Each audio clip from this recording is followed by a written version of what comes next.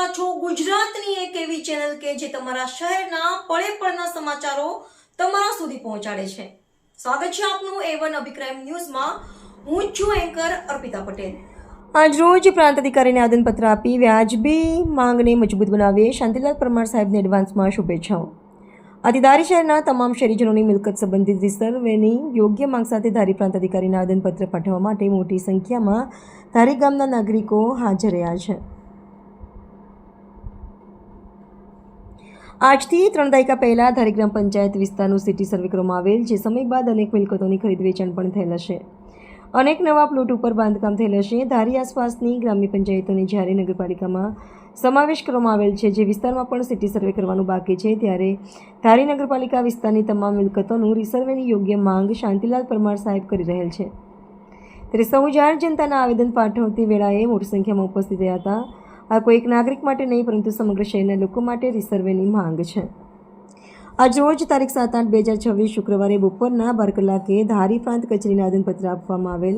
આ તકે શાંતિલાલ પરમાર સાહેબ, મનસુખભાઈ ભુવા, ગૌતમભાઈ દાપડા, હિંમતભાઈ ખેતરિયા વગેરે ધારી ગામના આગેવાનો જોડાયા હતા। રિપોર્ટર સંજય વાળા, ધારી। સાહેબ, આજે અમારા ધારીના સૌ શ્રેષ્ઠીઓ, પૂર્વ ધારાસભ્ય માનનીય શ્રી મનસુખભાઈ ભુવા, જેઓ હાલ ધારી નગરપાલિકા કારોબારીના ચેરમેન શ્રી તરીકેની જવાબદારીમાં છે। હું શાંતિલાલ પરમાર, અમરેલી જિલ્લા ભાજપ અનુજાતિ મોરચાના મહામંત્રી તરીકે જવાબદારીમાં છું।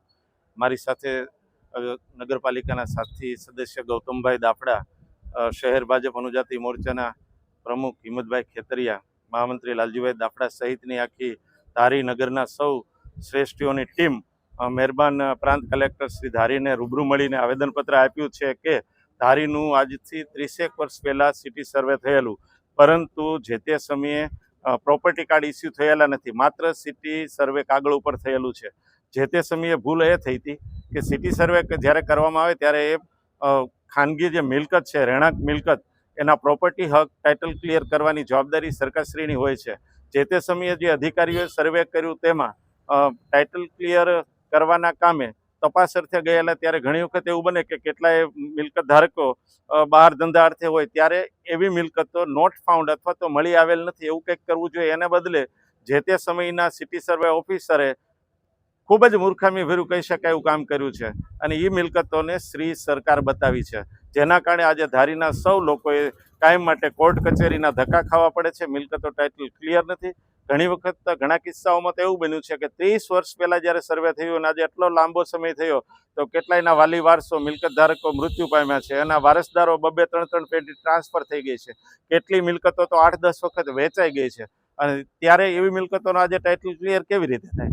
એ ઉપરાંત ધારી હમણાં નગરપાલિકા બન્યું છે, ત્યારે અમારું વેકરિયાપરા, નબાપરા, લાઇનપરા, પ્રેમપરા સહિતના ગામો જે છે એ પણ હવે અર્બનમાં આવે છે। અર્બનમાં આવે ત્યારે એને પણ પ્રોપર્ટી કાર્ડ મળવા જોઈએ, અને એને પ્રોપર્ટી કાર્ડ મળવા માટે હજુ એનું સિટી સર્વે થવાનું બાકી છે।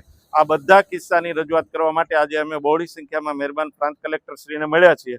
પ્રાંત કલેક્ટર સાહેબને આપણે અભિનંદન આપીએ, કારણ કે સાહેબે અમને આજે પ્રથમ મુલાકાતમાં જ એવું કહી દીધું કે હમણાં તાકીદની જે બેઠક મળશે સંકલનની સમિતિમાં પણ લઈ લઉં છું, અને સરકારશ્રીનું ધ્યાન દોરી વહેલામાં વહેલી તકે ધારીના લોકોને આ પ્રશ્ને ન્યાય મળે એના માટે પ્રાંત કલેક્ટર સાહેબશ્રીએ ખાતરી આપી છે।